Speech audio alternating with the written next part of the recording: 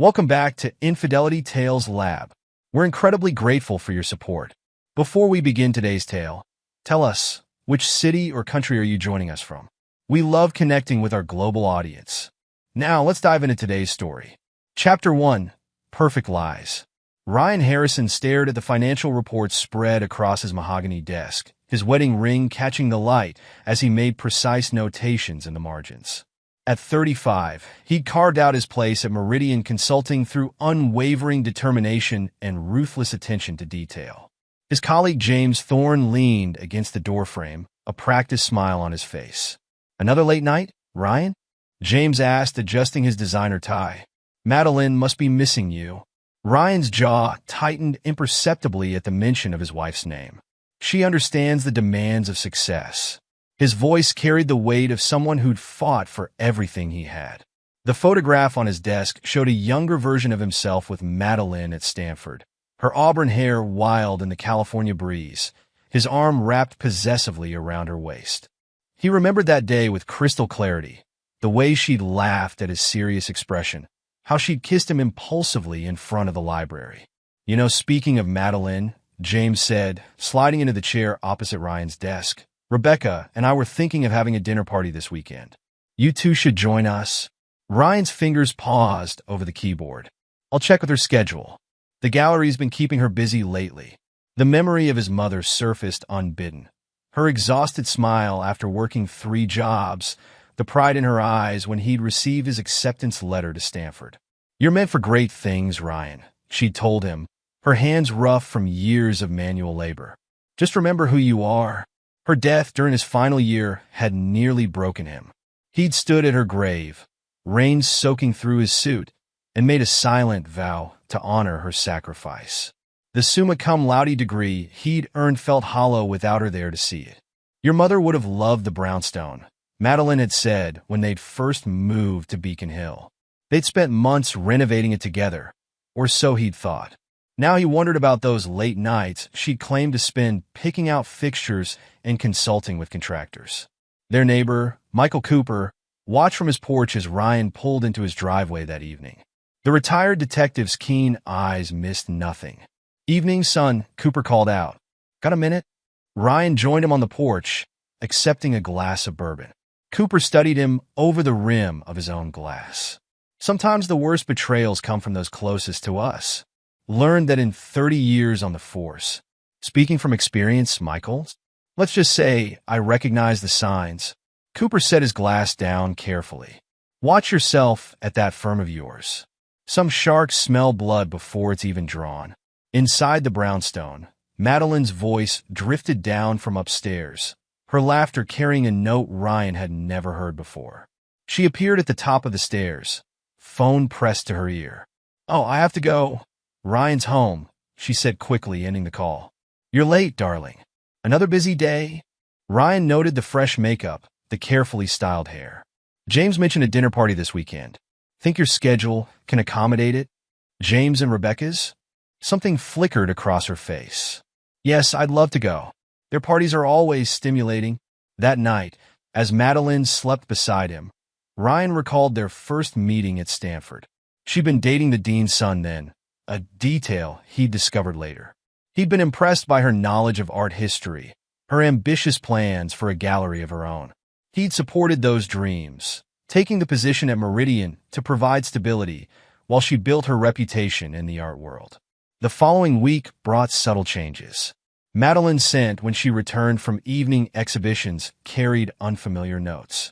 Her explanations grew more elaborate, detailed stories about clients and networking events that never quite aligned with the gallery's calendar. During lunch with James, Ryan observed his friend's practice charm, the way he commanded attention from everyone in the restaurant. "Marriage is about trust," James said, signaling for another bottle of wine. "But it's also about understanding. Sometimes women need more excitement than we can provide with our long hours at the office." Ryan's response was measured, his voice carrying a dangerous edge that James missed entirely. "And what would you suggest?" "Let her spread her wings a bit. Rebecca and I haven't—" "Understanding." James winked, missing the cold calculation in Ryan's eyes. At the office, Patricia Morrison's efficiency masked a shrewd intelligence that had survived 20 years of corporate politics. She appeared at Ryan's desk one afternoon, her expression carefully neutral. "Mr. Harrison, these need your signature." She placed a folder on his desk, her voice dropping to a whisper. "And you might want to review the security footage from last Friday's late meeting. Sometimes cameras catch interesting moments." Ryan waited until she left before opening the envelope hidden between the papers. The timestamps told their own story. Madeline entering James's office at 9:47 p.m., leaving at 11:32 p.m., her hair noticeably disheveled. The company dinner provided the final confirmation. Ryan watched through hooded eyes as James's hand lingered on Madeline's lower back, the intimate gesture hidden from most observers but clear to anyone paying attention. Dr. Rachel Winters, the behavioral psychologist consulting for Meridian, caught his eye across the table. "Fascinating dynamics tonight," she murmured as they stood getting drinks. "Some people mistake predatory behavior for charisma. They only see the mask, never what lies beneath." Sophie Turner, Madeline's gallery assistant, approached Ryan after the dinner, her hands twisting nervously. "Mr. Harrison, there's something you should know." She glanced around the parking lot. "But I can't. My brother's medical bills." "Your brother's condition?" Ryan's voice softened slightly. "Leukemia," Sophie whispered. "The gallery's insurance is all we have." "I'm sorry, I shouldn't have." "No apologies necessary." Ryan handed her his card. "If you ever need to talk, my door is open." The next morning, Patricia Morrison cornered Ryan in the break room. Her usual efficiency was tinged with anger. "You remind me of my daughter," she said abruptly. "Talented, dedicated, trustworthy. James destroyed her career when she refused his advances at her previous firm. Sometimes the truth hurts more than lies, but better to rip the bandage off quickly." She pressed an envelope into his hands, her expression grim. "Security archives, everything for 7 years. Interesting policy, don't you think?" That night, Ryan sat in his home office, reviewing the footage with clinical detachment. Each frame confirmed what he'd suspected, building a narrative of betrayal that would have broken a weaker man. But Ryan Harrison was his mother's son, and she'd taught him that true strength lay in patience, in calculating the perfect moment to strike. He reached for his phone, dialing a number he'd obtained from Michael Cooper. "Dominic Reeves? I have a job for you. No limits on resources, no restrictions on methods. I want everything, especially what they're trying to hide." The private investigator's voice carried the professional curiosity of a former military intelligence officer. "Domestic or corporate?" "Both." "Target's name is James Thorne. And Mr. Reeves? Consider this a blank check. I want him destroyed, but I want him to know exactly why he's being destroyed when the time comes." As Ryan hung up, he allowed himself a small smile. His mother had taught him another lesson. Betrayal demanded payment, and he intended to collect with interest. Chapter 2. The Unraveling. The moment that shattered Ryan's world happened during Meridian's quarterly executive dinner. He sat at the mahogany table, surrounded by the firm's elite, watching his wife laugh at something James had whispered in her ear. Their fingers brushed as James passed her a glass of wine, a touch that lasted precisely 2 seconds too long. "Fascinating micro-expressions," Dr. Rachel Winters murmured from beside Ryan. The behavioral psychologist's dark eyes missed nothing. "Notice how he maintains eye contact with you while touching her? Classic dominance display." Ryan's response was interrupted by Sophie Turner's arrival at their table. Madeline's gallery assistant carried a portfolio, her hands trembling slightly. "Mrs. Harrison, I have the authentication papers you requested," Sophie said, her voice barely steady. She glanced at Ryan, then quickly away. "I thought we agreed those could wait until Monday," Madeline snapped, her smile never wavering. "You should go home, Sophie. Isn't it your brother's treatment day tomorrow?" Dr. Winter's pen moved across her notepad. "Interesting use of personal information as a control mechanism," she observed once Sophie had retreated. "Would you like to know what else I've documented?" Before Ryan could respond, Patricia Morrison appeared at his elbow. The office manager's steel-gray hair was pulled back severely, her expression professionally blank. "Mr. Harrison, a moment?" She led him to a quiet corner. "My daughter trusted the wrong person once. Cost her everything, Patricia pressed an envelope into his hands. Security cameras don't lie, unlike people. And they never sleep. Later that night, in his home office, Ryan reviewed the footage. The timestamps created a damning narrative. James and Madeline in his office after hours, entering storage rooms, lingering in parking garages. Each image burned itself into his memory. A knock at his door revealed Michael Cooper, the retired detective's expression grave. Saw your light on. Thought you might need this. He placed a glass of bourbon on Ryan's desk. And maybe this. A business card followed. Dominic Reeves, private investigator. Your old partner? Ryan studied the card. Best in the business.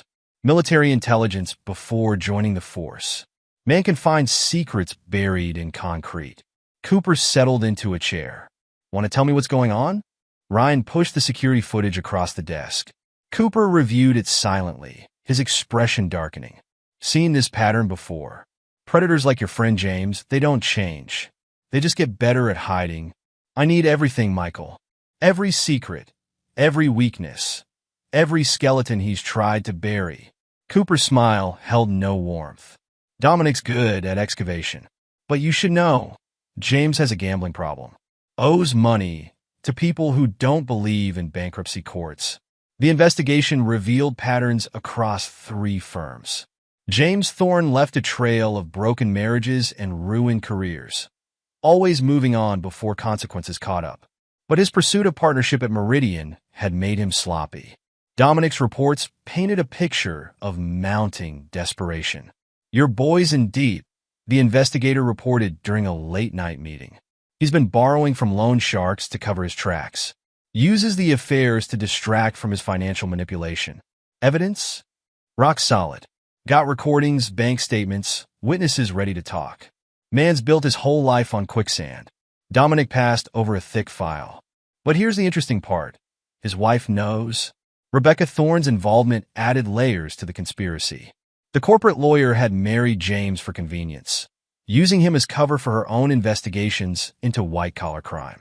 Mrs. Thorne has been gathering evidence for the SEC, Dominic explained. She's playing a long game, using her position to track financial fraud across multiple firms. Your friend James was just her ticket into the right social circles. The revelation sparked an idea. Ryan began cultivating a friendship with Rebecca, offering to help plan a surprise anniversary party for James. You're very thoughtful, Rebecca said during one of their planning sessions, her smile holding secrets of its own. Most people wouldn't bother, given the circumstances. I believe in celebrating relationships, Ryan replied, noting how her eyes narrowed slightly. Especially marriages built on mutual understanding. Their conversation was interrupted by the arrival of Monica Walsh, James's former secretary. She carried herself with the rigid posture of someone who'd learned to watch her back. Mr. Harrison, Monica's voice held carefully controlled anger. I heard you were asking questions about my departure from Meridian. Please join us? Ryan gestured to an empty chair. I'm very interested in your perspective on office dynamics. Monica glanced at Rebecca, who nodded slightly. James Thorne is a parasite, Monica stated flatly. He destroys people for entertainment. I kept records, emails, photos, financial documents. Insurance, I called it. And the art galleries? Ryan prompted. Money laundering. Monica's laugh held no humor. He needed clean cash to pay his gambling debts. Your wife's gallery isn't the first he's used. The pieces began falling into place. Ryan's friends, Thomas and Anna Bennett, provided additional perspectives over dinner at their home. The pattern's textbook, Anna explained, her social worker's training evident. He isolates his targets, creates dependency, then discards them when they're no longer useful. Thomas, adjusting his glasses, added, I can help you track their digital communications. James isn't as clever with technology as he thinks. And Madeline? Ryan's question hung in the air. Anna's expression softened. She's both victim and accomplice.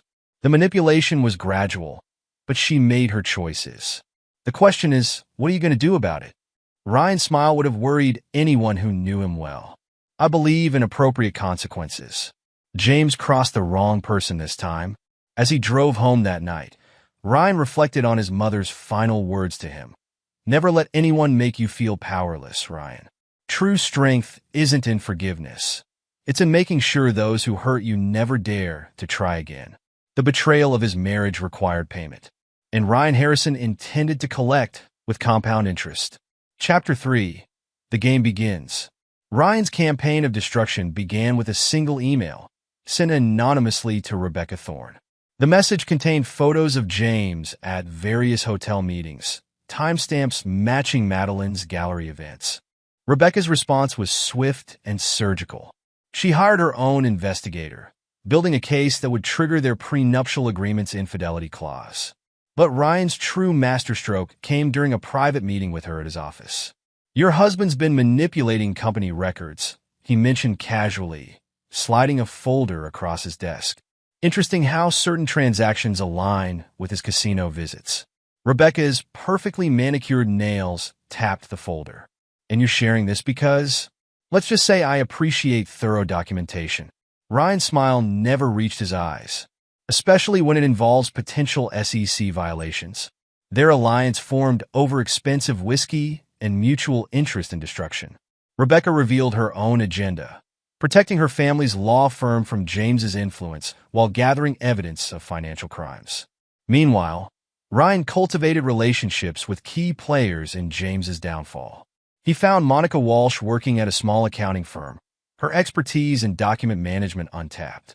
"He made me feel worthless," Monica confided during their meeting. "Said no one would believe me about the harassment, about the missing funds." She pulled out a USB drive. "So I made copies of everything." The drive contained years of correspondence, financial records, and surveillance footage.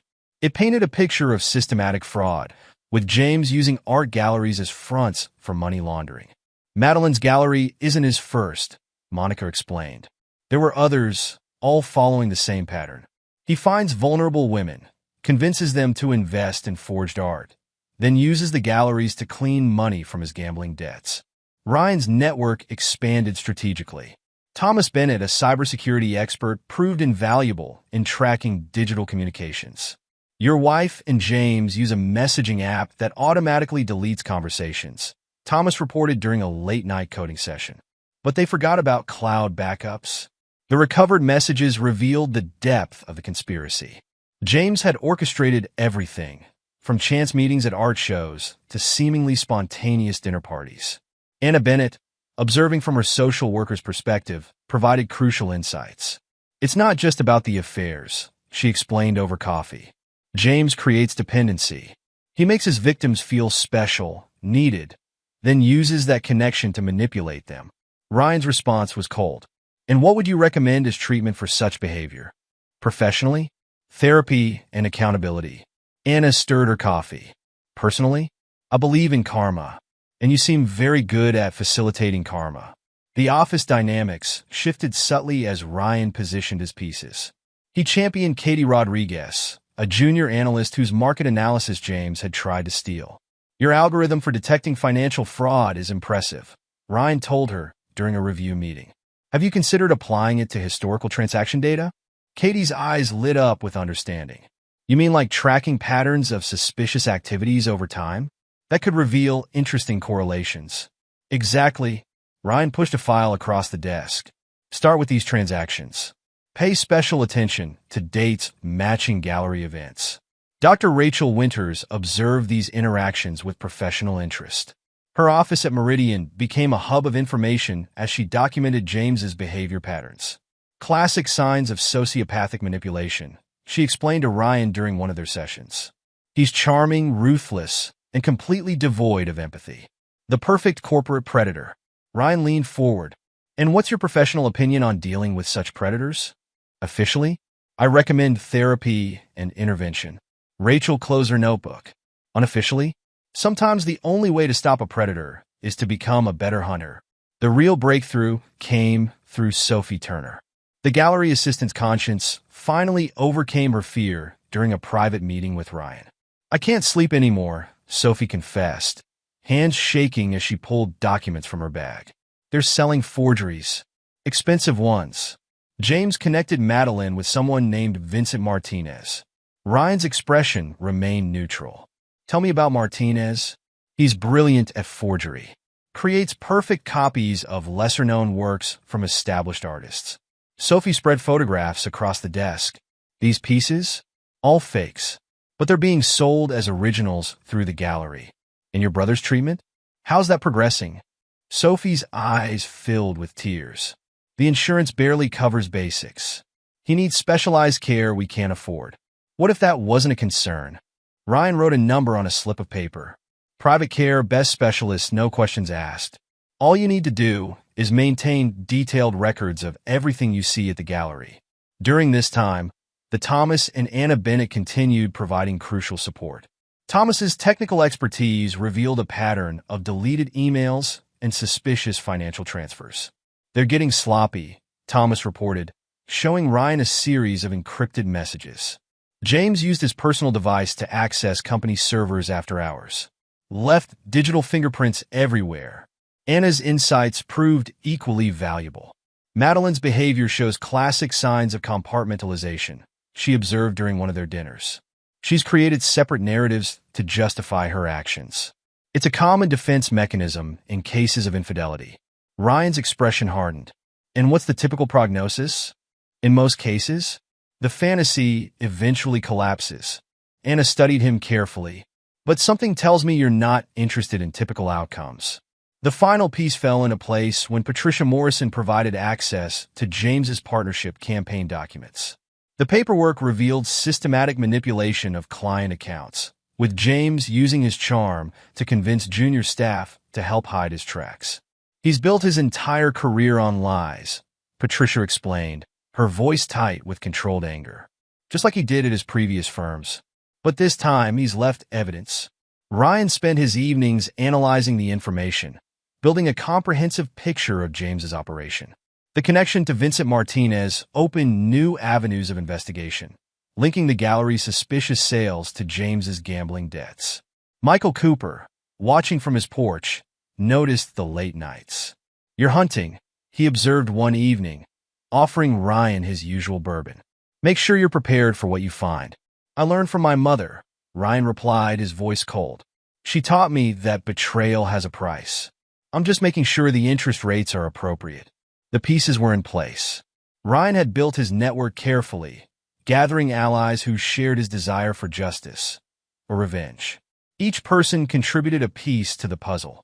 Sophie's gallery documentation, Katie's financial analysis, Thomas's technical evidence, and Rebecca's legal expertise. As Act 1 drew to a close, Ryan sat in his home office, reviewing the mounting evidence. The photograph of him and Madeline at Stanford still sat on his desk, but now it served as a reminder of the price of betrayal. His mother's words echoed in his mind. "Never let them see you break, son. Break them first." The game had begun, and Ryan Harrison was playing for keeps. His enemies had mistaken his patience for weakness, his planning for passivity. They would learn their error, at a price that would destroy everything they had built on their foundation of lies. Chapter 4. Building the Web. Ryan's first strike against James came wrapped in the guise of friendship.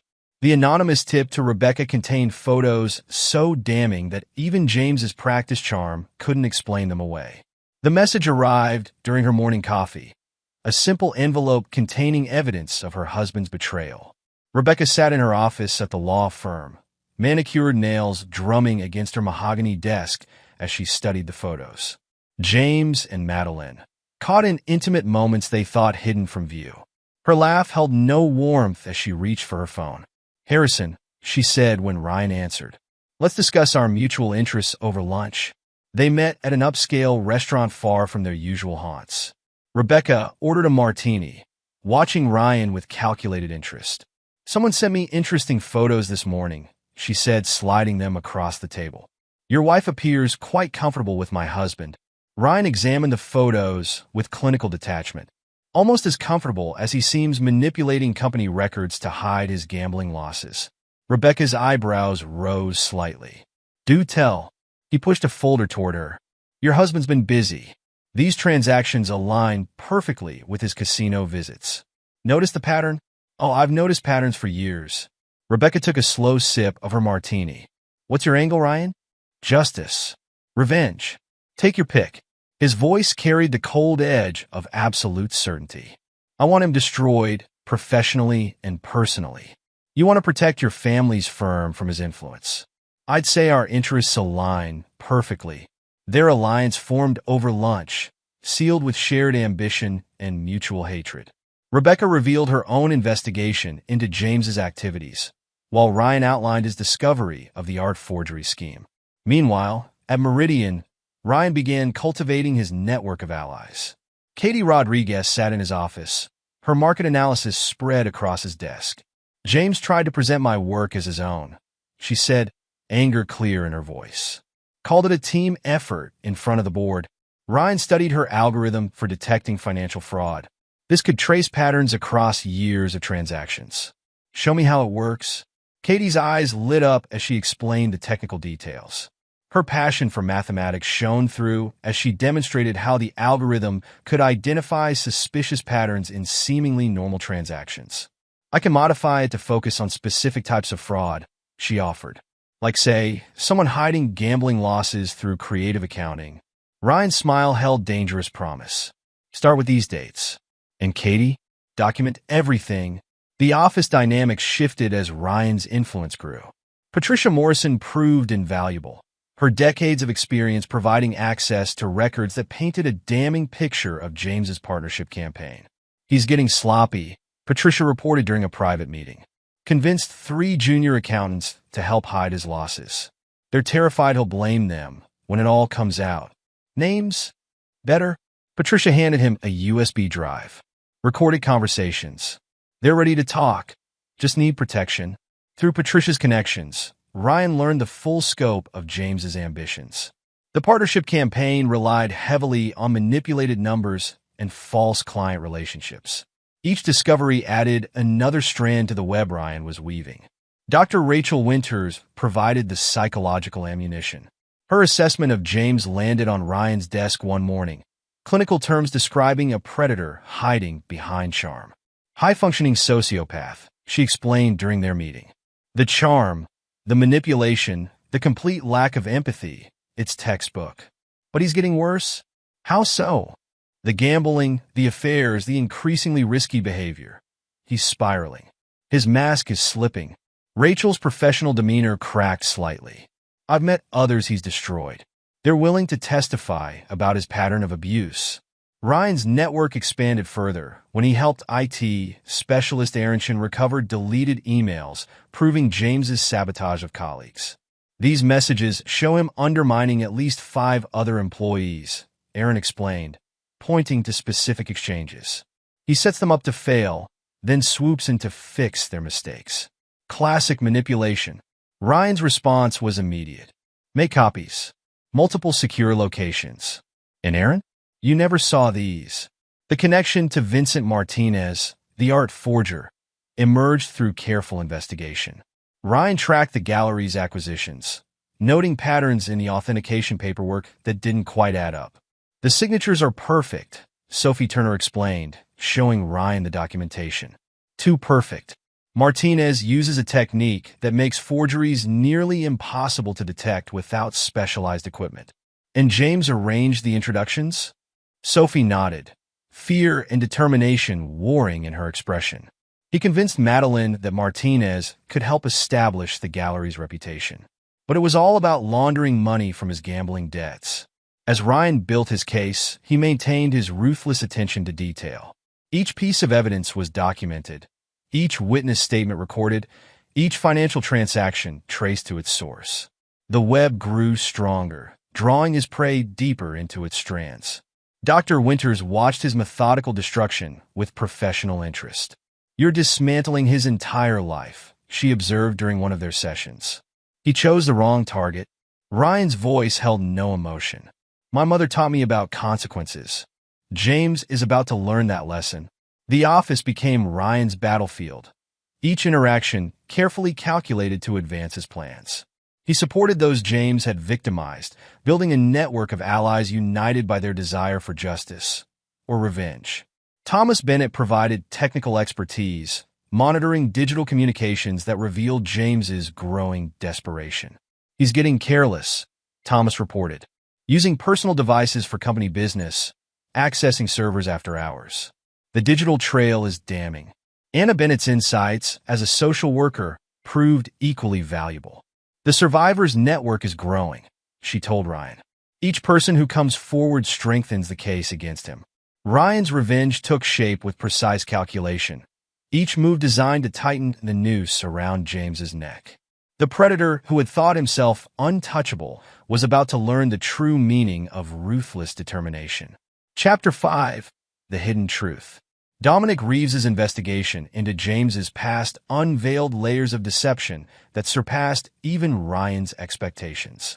The private investigator sat in Ryan's office, spreading photographs and documents across the desk. Your boy James? He didn't just happen to meet Rebecca, Dominic explained, pointing to employment records. She hired him at his first firm. She was already a partner there. Ryan studied the documentation. Explain? Their marriage was pure strategy. He got social connections, she got cover for her real work. Dominic pushed forward another file. Rebecca's been gathering evidence for the SEC for years.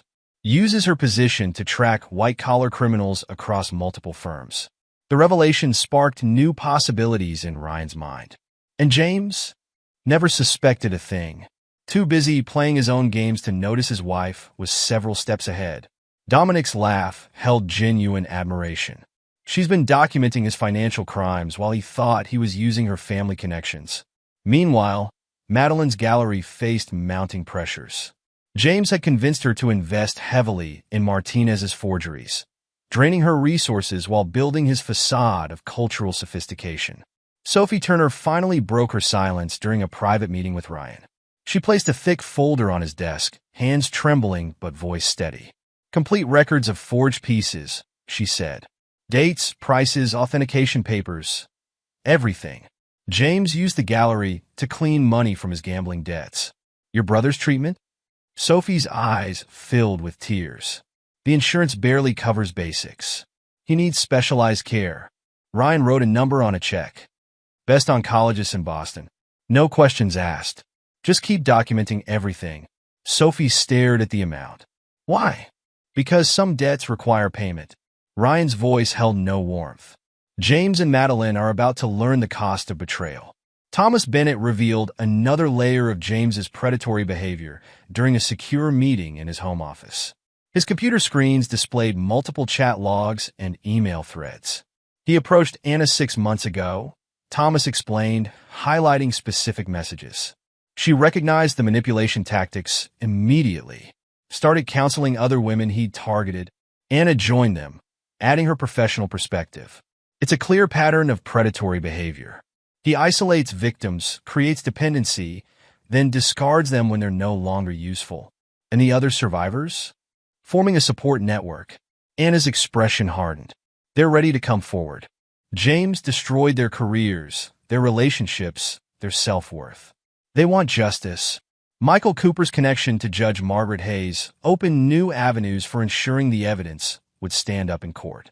The retired detective arranged a meeting at his home, away from prying eyes. Margaret handled similar cases, Cooper explained as the judge examined the documentation. She knows how these bastards operate. Judge Hayes studied the evidence with practiced efficiency. Art fraud, financial manipulation, systematic abuse of power. You've built a solid case. But you'll need more. What do you suggest? Digital records, witness statements, financial trails, everything must be admissible. The judge's expression showed professional appreciation. You're not just building a case. You're dismantling his entire life. The network of survivors grew as more victims came forward. Anna coordinated their statements, building a comprehensive picture of James's pattern of abuse. Each story reinforces the others, she explained during a strategy session. The isolation, the manipulation, the eventual discarding, it's identical across multiple firms. Ryan's response demonstrated his ruthless focus. Document everything. We're not just exposing him. We're ensuring he never recovers. Rebecca's own investigation added crucial elements. She met Ryan in a private club, their conversation hidden by carefully chosen background noise. The SEC investigation is ready, she said, sliding a USB drive across the table. James's financial crimes, the money laundering through art galleries, the manipulation of company records, It's all here. In your position? Rebecca's smile held predatory satisfaction. I've been building this case for years. James thought he was so clever, using my family's connections. Never realized he was the target all along. The truth about James and Madeline's relationship emerged through careful observation. Dr. Winters provided crucial insights during one of their sessions. Classic codependent manipulation, she explained, reviewing their interactions. He feeds her need for excitement. She provides cover for his activities. But it's unsustainable.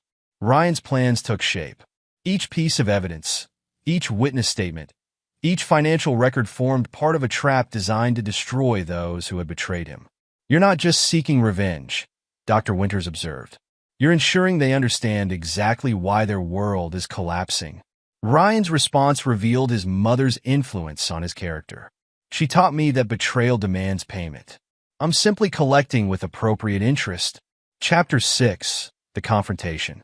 The culmination of Ryan's strategy approached with unstoppable momentum.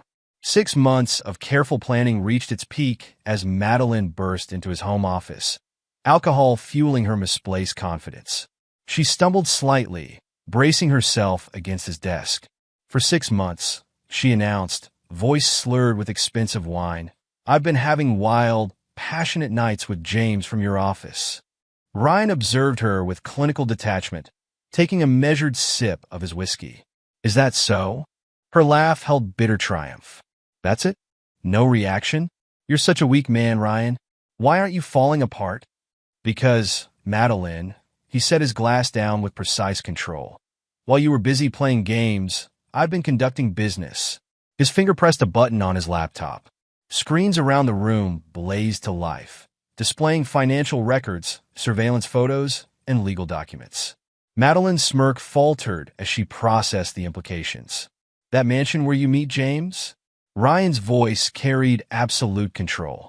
I acquired it through a shell company 3 days ago. The majority shares in Meridian? Now controlled through Rebecca's firm. Rebecca? Madeline's voice cracked. What are you talking about? James's wife.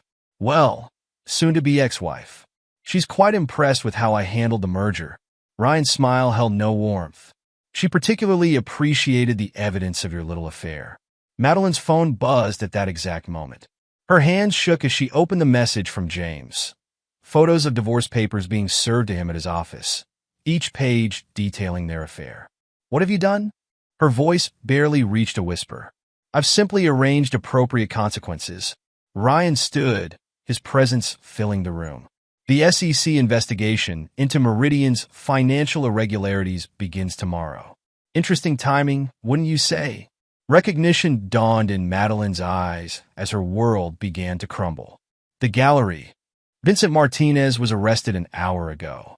Fascinating what art forgers will reveal when facing federal charges. Ryan's voice remained conversational. Sophie provided excellent documentation of your involvement. You can't prove anything. Your phone records, bank statements, surveillance footage, witness testimonies. Each word struck like a physical blow. I have everything, Madeline, and so do the authorities. She reached for her phone, frantically dialing James's number. The call went straight to voicemail as Rebecca's plan executed perfectly.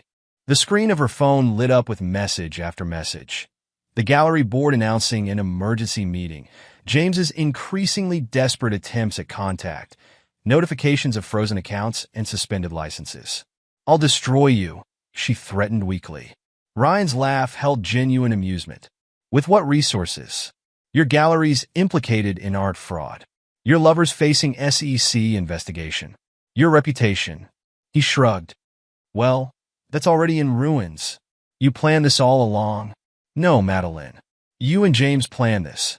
I simply ensured appropriate consequences. He raised his glass in a mock toast. To perfect lies and their inevitable price. As Madeline fled his office, mascara streaking her cheeks, Ryan allowed himself a moment of satisfaction. His mother's voice echoed in his memory. Never let them see you break, son. Break them first. The game had reached its endgame, and Ryan Harrison had proved himself a master player. His enemies had mistaken his patience for weakness, his planning for passivity.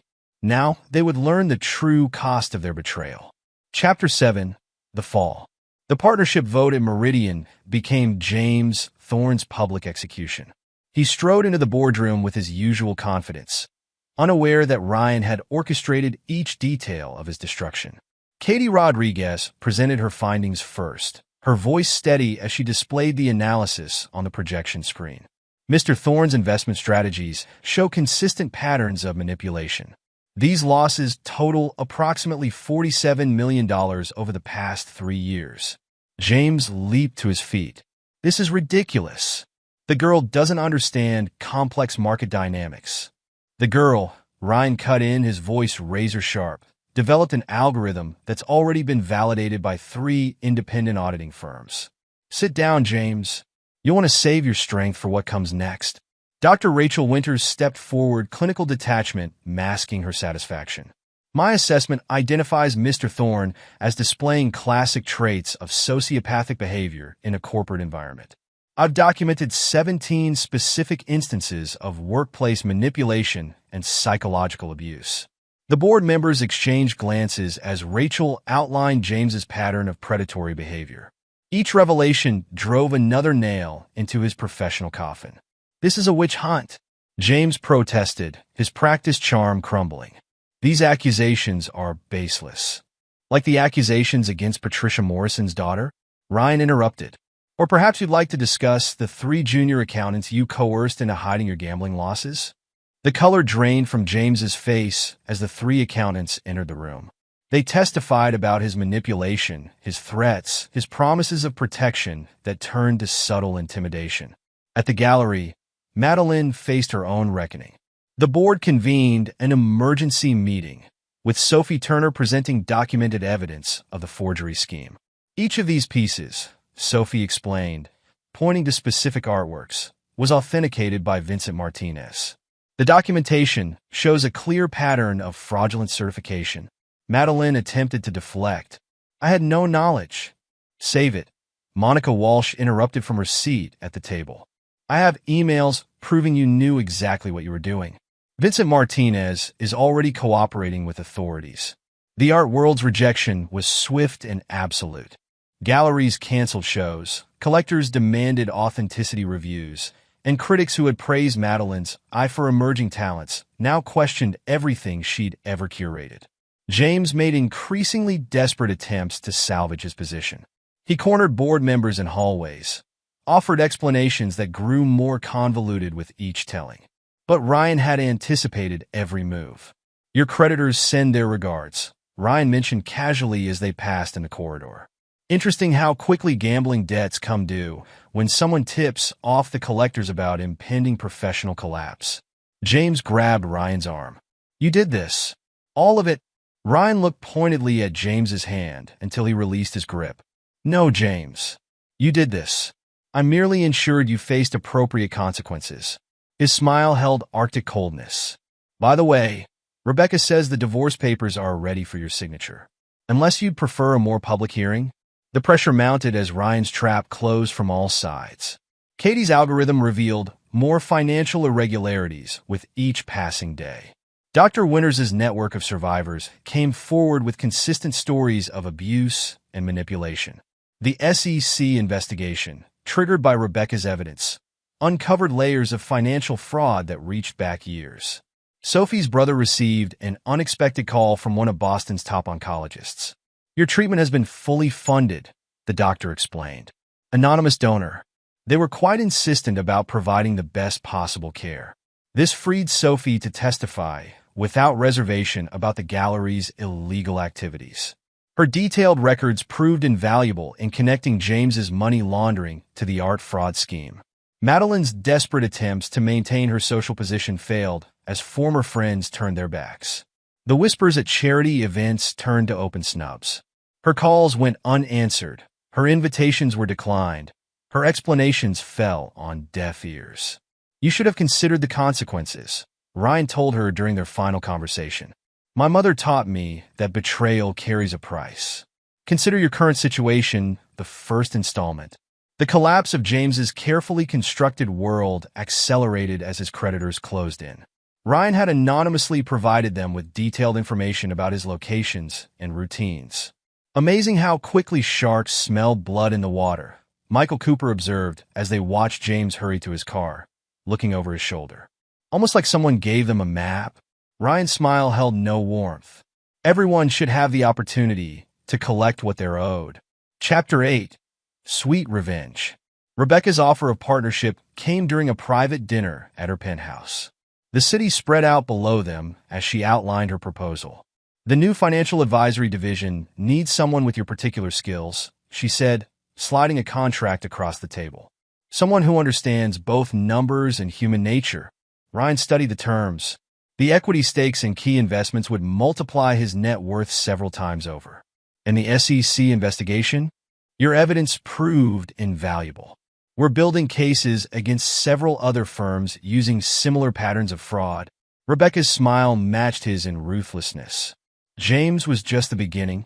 Madeline's descent into professional irrelevance reached its nadir when she appeared at Ryan's office, desperation overcoming pride.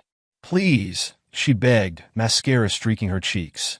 I can't get work anywhere in the art world. Nobody will even take my calls. Ryan let her stand there, remembering her triumphant confession months earlier. Actually, I have a solution. He pressed his intercom. Send in Ms. Walsh. Monica Walsh entered, her former position as James's secretary replaced by confident authority. The gallery's new ownership structure is complete, she announced, ignoring Madeline's presence. Rebecca's firm provided excellent backing. Madeline was just looking for employment opportunities, Ryan mentioned casually. Perhaps you have an opening? Monica's smile held years of repressed satisfaction. We do need someone to handle basic administrative tasks. Filing, coffee runs, that sort of thing. Of course, given the circumstances. She'd be on probation indefinitely. The Bennett's dinner party showcased the new power dynamics in Boston's financial circles. Ryan arrived with Katie Rodriguez, their professional relationship evolving naturally from mentor and protege to something deeper. The support network launches next month, Anna announced to the gathered guests. We've already had dozens of people come forward, sharing similar stories of workplace manipulation. Thomas raised his glass. To new beginnings and appropriate endings. Dr. Rachel Winters joined them, adding professional weight to the organization. The psychological impact of financial and emotional abuse often goes unrecognized. This network will change that. Rebecca's firm provided funding and legal support, ensuring that future victims would have resources Ryan's allies had lacked. The predators who had once ruled through fear found their hunting grounds increasingly hostile. You've created something remarkable, Katie observed as they left the party. Turn personal revenge into positive change. Ryan's response revealed his mother's continued influence on his character. She always said true strength lies in how you handle betrayal. Destroying enemies is satisfying. Building something meaningful from their destruction is justice. Chapter 9. New Beginnings. 1 year later, Ryan's transformation of the financial advisory division earned industry-wide recognition. Katie's fraud detection algorithm became the gold standard, forcing firms to adopt stricter ethical practices. Your mother would be proud, Michael Cooper said during their weekly bourbon tasting. You didn't just survive betrayal. You reshaped the entire playing field. The scholarship fund in his mother's name supported students from backgrounds like his own, driven, talented, but lacking resources.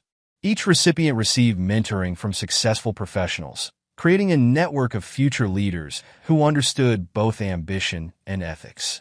James's attempts to rebuild his life in other cities met consistent failure. Rebecca's legal network ensured his reputation preceded him, while his creditor's persistence made stability impossible. He tried opening a consulting firm in Chicago, Thomas reported during a security briefing. Interesting how quickly potential clients learned about his history. Almost as interesting as how his creditors keep finding him, Ryan mused. Technology can be so unpredictable. Madeline remained in Boston, working under Monica's exacting standards. Each day reminded her of her fall from grace, as she performed menial tasks in the gallery she had once owned. File these by date, Monica ordered, dropping a stack of papers on Madeline's desk. And, we need coffee for the board meeting. Try not to spill it this time. Sophie Turner's promotion to gallery director came with a mandate to implement strict authentication procedures. Her brother's successful treatment added personal joy to professional triumph. The new verification system is impressive, Ryan noted during a gallery opening. I particularly appreciate the triple check protocol. Sophie's smile held genuine warmth. Amazing what people can accomplish when they're not worried about basic survival. How is the scholarship fund going? We've sponsored 50 students this year. Each one reminds me of my mother's sacrifices. The foundation Ryan and Katie established with Dr. Winters's help extended beyond financial abuse. It provided resources for victims of workplace manipulation, legal support for whistleblowers, and counseling for survivors. The ripple effects are remarkable, Dr. Winters observed during a board meeting. Each person we help becomes an advocate for others. The culture of silence is breaking down. Judge Hayes incorporated the case into her law school curriculum, using it to demonstrate the intersections of financial crime, emotional abuse, and justice. The price of betrayal, she told her students, shows how systematic corruption requires systematic response. One person's quest for revenge became a blueprint for institutional change. Ryan and Katie's wedding in the garden of their new home brought together the allies who had become family. Michael Cooper walked Katie down the aisle, his pride evident in each step. Your mother once told me that true strength shows in how we rise from betrayal, Cooper said during his toast. You didn't just rise. You soared and lifted others with you. The support network thrived, helping countless others escape toxic relationships and workplace abuse. Ryan's experience became a source of hope, showing that justice was possible with patience, strategy, and unwavering determination. We've changed the game, Katie said as they reviewed quarterly reports. Made the predators think twice before choosing targets. Ryan's response summed up his journey from betrayed husband to architect of systemic change. Mother always said betrayal demands payment. But true justice isn't just about collecting debts. It's about ensuring no one else faces the same betrayal. The price of betrayal became legendary in Boston's financial circles, a cautionary tale for those who thought themselves above consequences. Ryan Harrison had proven that patience and ruthless determination could destroy the most entrenched predators. But his true legacy lay in the lives he'd transformed. The scholarship recipients, the abuse survivors, the whistleblowers who found courage in his example. Each one represented a victory over the system that had protected people like James. Your mother would be proud, Dr. Winters told him during their final session. You turned personal pain into public good. Ryan glanced at his mother's photograph on his desk. She taught me that true revenge isn't just about destruction. It's about building something better from the ashes. The story concluded where it began, with lessons learned from a single mother who taught her son about justice, consequence, and the true meaning of strength. Ryan Harrison had honored those lessons, turning betrayal's price into a currency that purchased positive change for countless others. Epilogue, 10 years later. The Harrison Financial Group occupied the top 10 floors of Boston's newest skyscraper. Ryan Harrison stood at his desk, reviewing the latest quarterly reports. At 45, his presence commanded even more respect than it had a decade ago. The lessons learned during his revenge against James and Madeline had shaped him into one of the most formidable figures in the financial world.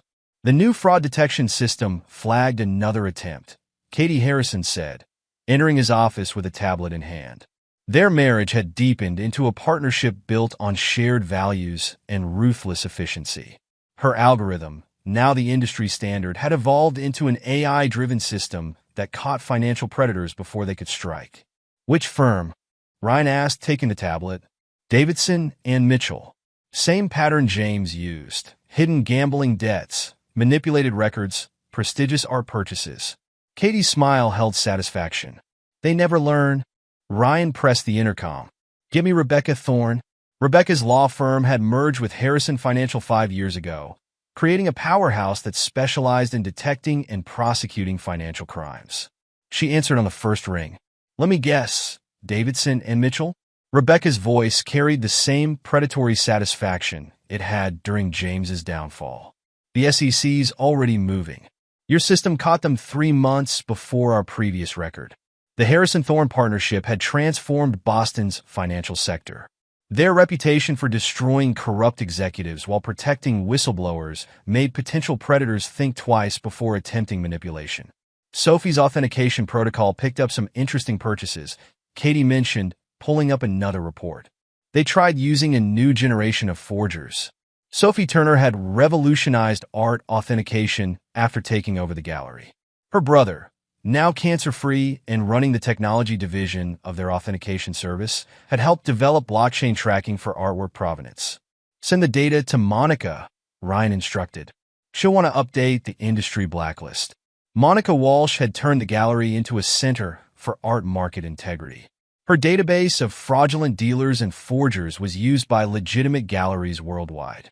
She took particular pleasure in rejecting applications from anyone connected to James or Madeline. That afternoon, Ryan attended a board meeting of the Harrison Foundation for Financial Ethics, the organization born from his revenge. Dr. Rachel Winters, now heading their psychological research division, presented her latest findings.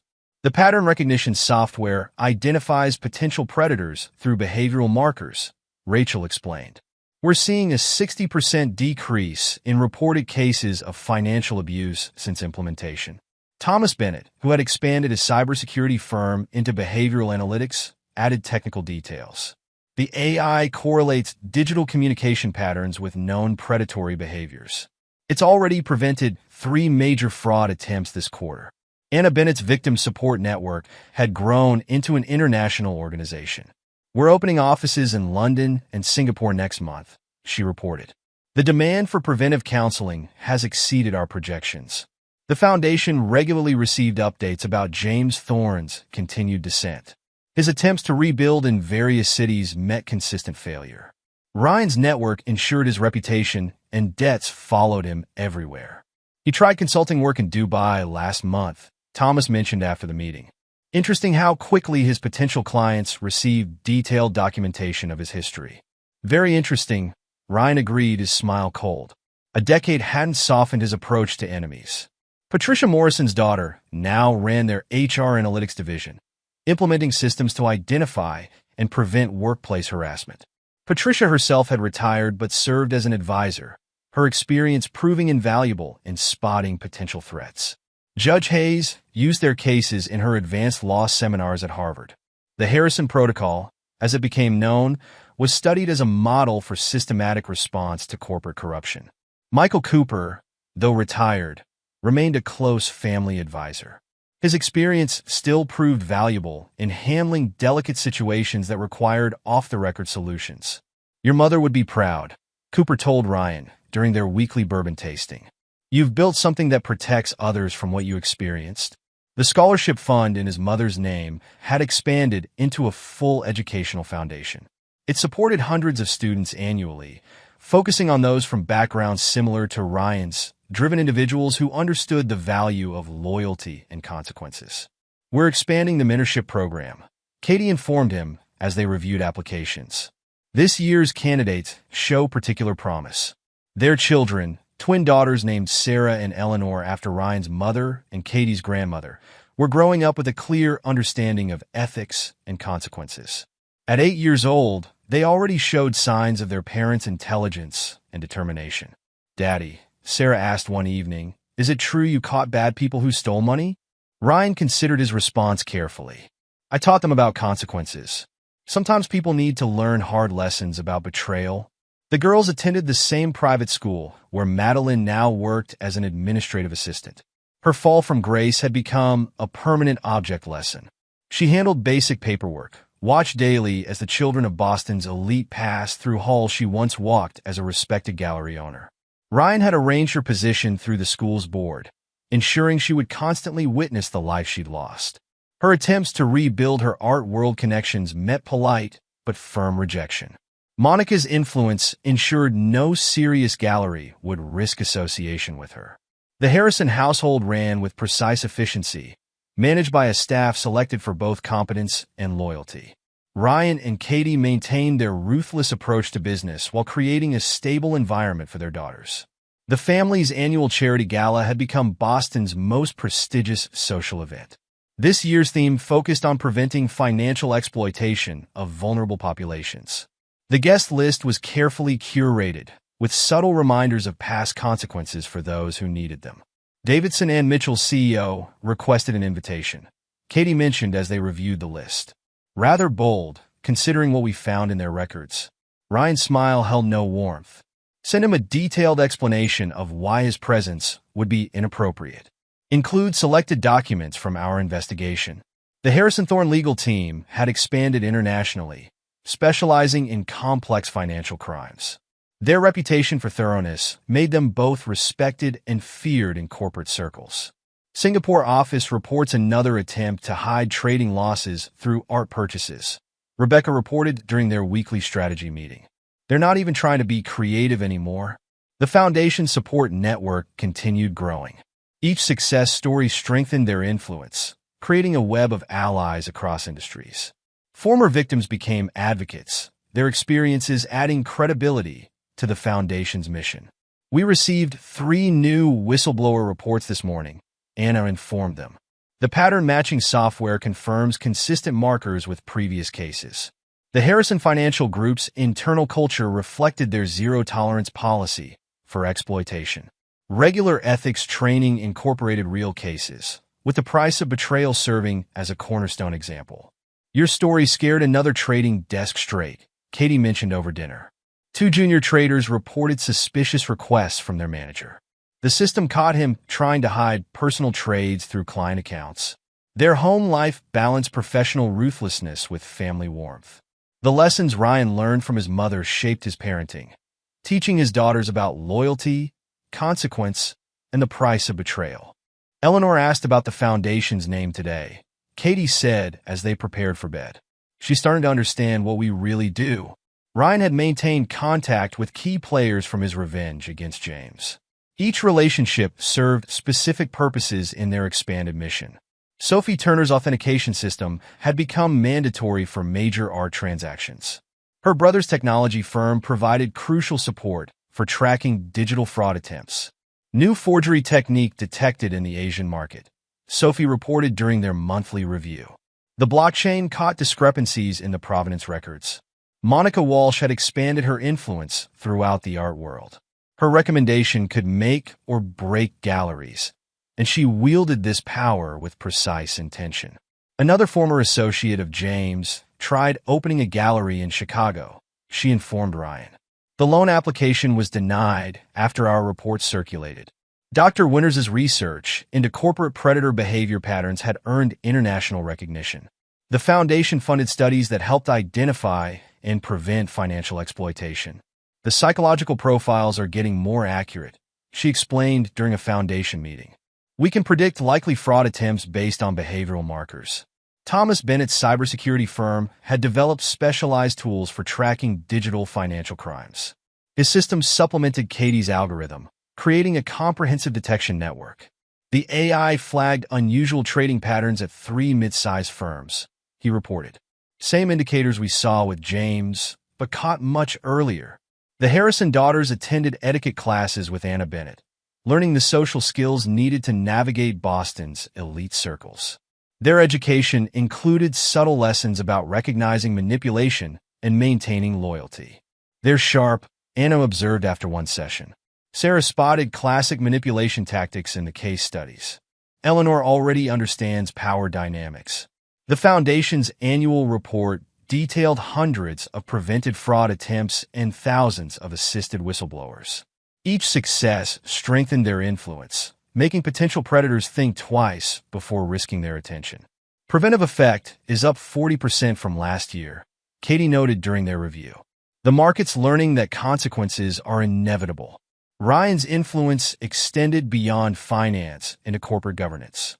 His experience had shown that systemic change required consistent pressure at multiple levels. The Harrison Thorne partnership had expanded to include specialized divisions for art crime, cyber fraud, and corporate psychology. Their comprehensive approach left no refuge for financial predators. London office confirms 3 major firms adopted our compliance systems, Rebecca reported. The EU regulatory board is considering making them mandatory. Their daughter's education included regular exposure to foundation work, ensuring they understood their future responsibilities. The Harrison legacy would continue through a new generation educated in both ethics and consequences.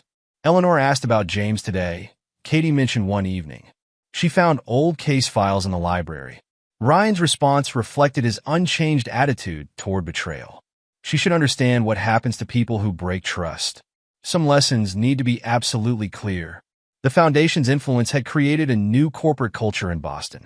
Firms knew that unethical behavior would attract the attention of an organization built on ruthless justice and precise revenge. Their marriage had deepened through shared purpose and understanding. Katie's analytical brilliance complemented Ryan's strategic thinking, creating a partnership that transformed personal revenge into institutional change. Davidson and Mitchell's board resigned this morning, Katie reported, joining Ryan in his study. The SEC investigation confirmed everything we found.